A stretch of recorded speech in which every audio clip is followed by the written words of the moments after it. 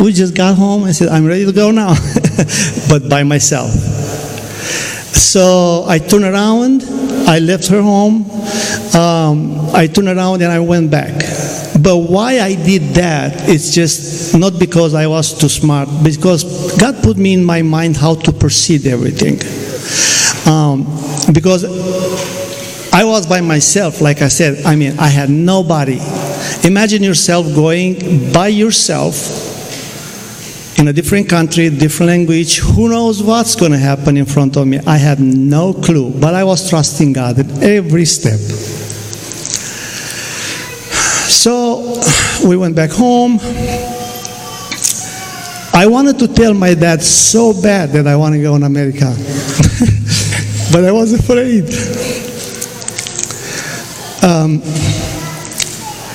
I don't know, at that time in 1980s, there was horses and wagons and all that stuff. My dad has a horse and wagon, and he was selling the firewood and to the city. So he said, he knew that I'm going to go. It was about 4:30 in the afternoon. I was ready to, I told my wife to, she was croitoreasă. How you say that in English? So she sewed me some shirts and get me ready, and I look at my son and I told him, I said, I'm sorry.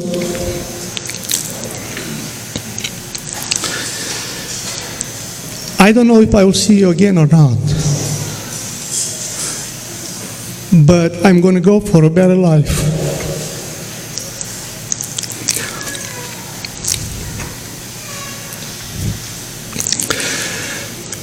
And I left.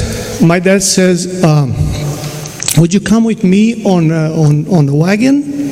Because I'm going to Rădăuți anyway. I said, sure, I'll go.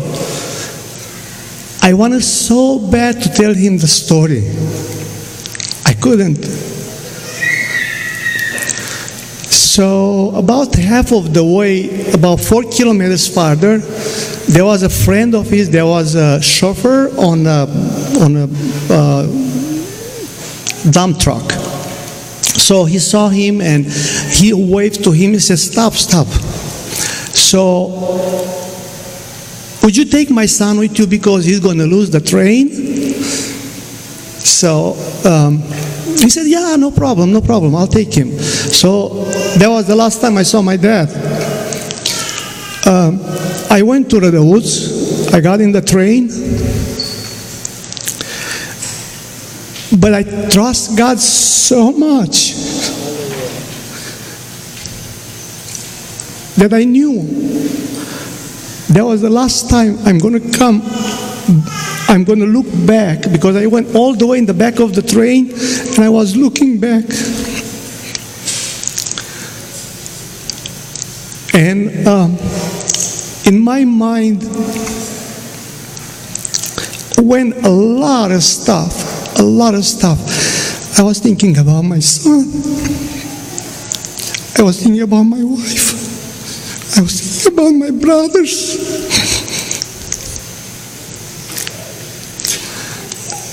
And I didn't know if I would ever going to see them again.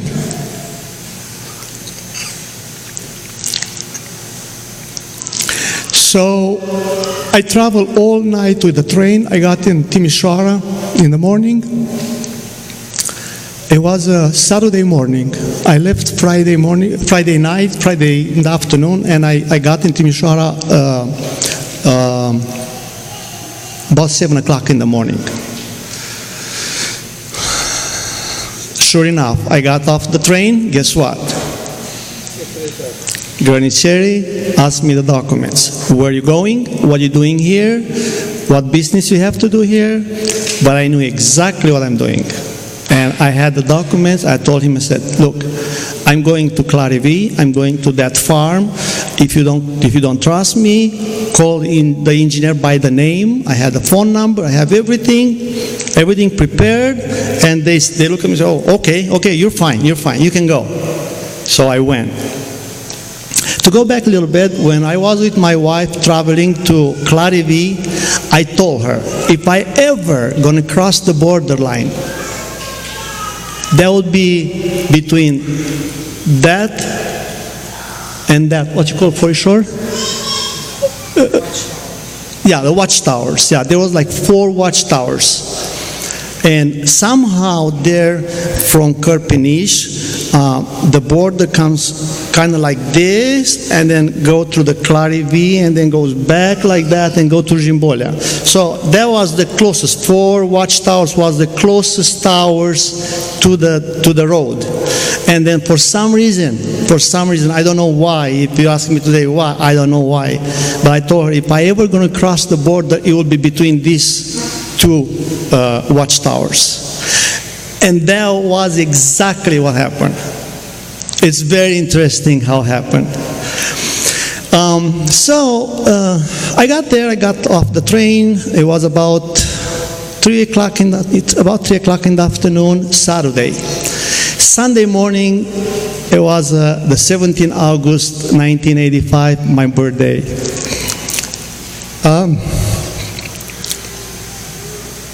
I got off the train, I went there, there was some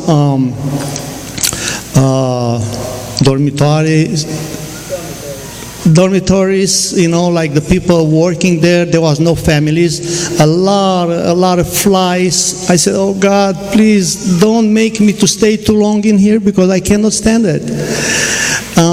So I went there, I talked to some of the people there, and there were some people there, they work with the wagons and horses, and they bring lucerna, hay, I would say, hay to the cows, the green hay, the fresh hay to the cows. And they've been talking there, but I was not interested. I was so interested in all the stories that they were saying, but not interested at all. Kind of like I don't even care what you guys talking about. So I was kind of like a sponge, you know, get every word I could say about the area. So sure enough, about 6 o'clock in the afternoon, there was a guy came in all tired and everything, and he said, "Oh, tomorrow morning I have to go to pick up the milk from the cows, because there was like a routine to them. Each one has to do every day, every other day, has to go and pick up the milk in the morning." So he said, I had to do the milk, I had to go and get the hay from the cows, but in the meantime, I knew exactly where the hay is, I knew exactly where they're supposed to be, where they pick up the hay and everything. The hay was, but everything it happens just like God told me. Like it happens like a deja vu to me. It's just everything so. I told him, I said, hey, look, tomorrow it's Sunday, and I'm going to start working Monday morning, so I would be available for you if you want me to help you. Oh, God bring you here, he said. Oh, sure does. Sure did. So I said, oh, I need your help tomorrow. So I said, I'll be ready for you. But I already knew exactly. So it's 5 o'clock in the morning. You have to go and get the milk from the cows. And he said, no, you don't have to come to pick the milk, because I'm going to do it by myself. I'm going to wake you up when I'm going to go and get the hay. I said, that's perfect. That's what I want. So the hay actually was over the, what you call that, the șanțul anti-tank? Kind of like a ditch that's a really deep. Like a tank cannot cross that ditch. It's so deep. So they call șanț anti-tank. I mean, the older people understand what I'm saying. A really deep ditch. So the hay was between the ditch. The observatory was on this side, the ditch, and the hay was from the other side of the ditch, between the ditch, hay, and then the border. So for me it was the perfect storm. So So I kind of knew all the information already, what's going on and how I'm going to proceed and what I'm going to do and all that stuff. So in the morning, he came about 6 o'clock after he finished his work with the milk. He came and said, hey, you want to come? You want to come? I said, yeah, I was ready. I was all dressed up. I put my cover all over like a, working guy and everything, but I had all my documents with me underneath. And I was ready. I jumped off the bed and I was ready to go. So, and he tried to tell me the story about you got to be careful because here there is a station, a train station, and the guy who put the tracks that stop, the cars and the wagons to go over the tracks, they put that stop there. But it was manual. It's not like electronics like today. Everything was manual. So each station has a guy that does that. So we went up to that point, and I'm very detailed. So if I take too much time, stop me. So we went there, and then they stop us, the guy, because the guy with the railroad was working with the security, with the police. They were together. They all worked together, one big family. So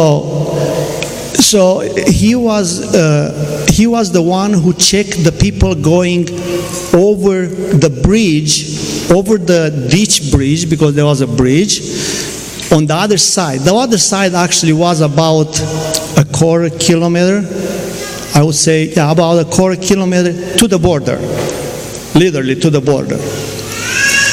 And then we went there, and he stopped us. He looked at the documents. We had the documents, and after that said, "You can go." So we went up to the observatory. There was another guy there, but see, during the day they stay in those watchtowers. During the night they patrol. They never go in the watchtowers during the night. So it was about 6 o'clock, just barely between day and night it was. So we stopped there where the watchtower was, and the guy came and he said, we cannot leave you, we cannot let you guys go into the border. Actually, it was right there. And said, we cannot let you go. But the older guy, I would say about 65, maybe it was the one who took me with him. And he said, "Don't you know me? I'm going every day there. What's your problem?" Told to the military guy. He said, "No. I gotta call the picket and then give them okay to give me okay so you guys can cross the the ditch through the bridge." So he called and he said, "Oh yeah. You guys can go. You're free to go." So we went through the bridge, over the bridge, and we went right along that ditch. It was about, I would say, a mile long, maybe more than that. But at that time I said, "God, this is the time that you set it for me, and I'm sure this is the time." And I thought to myself, should I jump from the wagon and run? Because I saw that fresh ground that he was talking about. I saw in front of me. Thinking about that, I heard like a voice from God that said, "No, it's not time." What do you mean it's not time? It's time. Now is if now is not the time, there will never be a time. No, it's not time. And then being frustrated, thinking about, should I go? Should I stay? Should I jump from the car? I didn't know what to do. I was so close to it. I didn't want to pass this opportunity. So thinking like that, I'm just looking on the side of the ditch. There was like two military guys and two dogs. I said, "God, thank you. I don't think it's the time." Because if I would jump at that time from the wagon, probably in a second the dogs was on me. Because it took me about, I would say, plus and minus maybe 300 steps to get to the border. There's no chance for somebody to be able to cross that when the dogs was right there. So I said that this is not the time. It's getting very interesting, guys, trust me. So it's not the time. But I asked myself, when is the time? If now, when? It's getting lighter outside. It's getting already 7 o'clock. The sun start coming up. Other people with the wagons come there and try to get the hay for the other cows. So I was just thinking and try to load.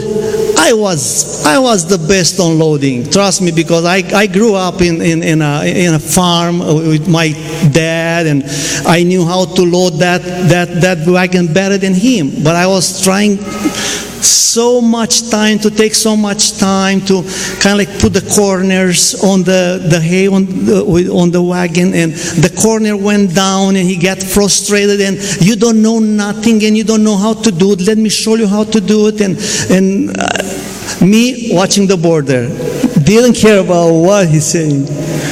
So it was about 8:30, and he said, I could do this by myself earlier. Why you're here? Because I thought you were going to help me. But it took so much time for him with me to be able to do it. People came and go. So we're still there. In the meantime, I forgot to tell you guys that when all the wagons crossed the ditch, the military came about, I would say 6 or 8 people with the AK-47s and patrolling with us there. Now I'm talking to God. I was dealing with God at the same time. I said, God, I don't know. You told me it's time, but I don't see any chances. I don't see how. With these people in here, I don't see how I'm going to cross the border. And you know what? When you are so close, I mean, when I can see it right there, it's right there. I can throw a rock right there. But I cannot do it. So what am I going to do? Finally, we finished load the hay on the wagon, and after that, I got on the car. But I was sitting in the back of the wagon. I don't know if you guys know, the conductor of the wagon has to be in the front to conduct the horses, and you can sit anywhere in the front. He said, come to me here in the front. I said, no, I like to sit in the back. So I was sitting in the back of the wagon, and then keep talking to him, you know, like, you know, he didn't ask me anything, but I kept talking to him, just talking, like to make sure that he knows that I'm there, I'm on the wagon. But at the same time, I was praying to God. And I said, God, please make it somehow these people. There was, cum se pune, how you say to punte, la o punte? It's like a little bridge, you know, but it's a walking bridge. It's not like going with a wagon or cars. It's just a walking bridge, just very, very narrow. So the military, during the daytime, they cross that little bridge, goes over the ditch, and goes into the watchtowers. So we were the last car to get out from the area. But there was the last chance for me, because I was already on the car, on the wagon, and I was coming towards the bridge where we had to cross the ditch. We had to cross on the other side. I said, God, if it's not now, it's never going to happen again. This is so close. Please make it somehow to happen now. I believe you. I was praying to God like never before. I said, could you please do a favor for me? Just make those people to cross that little bridge and go under those bushes. There were some bushes in there. Make them go under the bushes. And if they will do that, I know you're with me. I know it's time for me to go. Guess what happened? Those military people went right straight to the bridge. with the dogs, with everything, cleared the area completely, and they went to the bushes. There was the mark, there was the sign, there was the trust, there was everything for me. Everything for me. I said, this is the time, now. So I jumped from the wagon and I ran. I didn't even look back. I said, even if they're going to try to shoot me or something, I will never stop. I'm just going to go. Probably I will run faster than a rabbit. So I ran. And in Yugoslavia, there was the cornfield. I mean, the cornfield like bigger, like a lot taller than the Romanian field. I don't know what they put on those corns. Probably some chemicals or something, but it was big, like a forest. So I went into that corn. Guys, I still run and go like I couldn't stop because I was so afraid somebody's behind me, somebody's gonna catch me. Finally, after I couldn't run anymore, I just collapsed. I prayed to God. Maybe half an hour, I don't even know. So I took my coverall off, and then I said, God, now it's another challenge. I'm by myself. It's 9 o'clock in the morning. Everybody will see me. You guide me, because you're the only one. You're the only friend that I have. So I think I walk about until 3 o'clock in the afternoon, something like that. I got some prunes, some fruits, some stuff on the way, and I stopped and I ate, and I tried to stay away from the road, actually. I just went through the corn, stay away from the road. And then finally I get out from the corn and I went on the road. It wasn't not even half a mile, I would say. There was a guy coming with the sprayer. They hold the sprayer for the wines. They spray during the summertime some stuff on it, not for the you know, all the things to stay away from the wines. So he said in Yugoslav, what are you doing? Where are you going? I didn't understand a word. So he said, Ceausescu. I said, yeah. Ceausescu. America? You're right, America. So, and he was talking to me, but those people there at the borderline, they are very, very, very trained, because Yugoslavia received, I think, how much, $100 a person a month or something like that at that time. So they're very instructed what to do with the people they cross the borderline. So they knew exactly what to do. So there was another guy passing by, and blah blah blah blah blah blah blah blah blah. That's it. I didn't know what he said, but I was safe with him because there was a second person already with me. So I'm okay. So sure enough, I would say 10-15 minutes after that, the police was behind us. So they took me in. They took me in Zrenjanin. There was a city in Yugoslavia, Zrenjanin. And that's very interesting right here, because they put me in jail at the police station, not at the jail facility. So in the prison, I would say, not in the prison, but in the jail room at the police station. So I stayed overnight there. I was so frustrated. I was so hungry and unclean and all that stuff. And in the morning, about 9 o'clock, there was a lady, very nice looking lady, brunette, about 36, 37 years old. I was 24 years old, but she was speaking so well Romanian that I thought, this is the Securitate from Romania, 100%. She came and she talked to me, and I told her that I'm married, that I have a wife and I have a son in Romania, and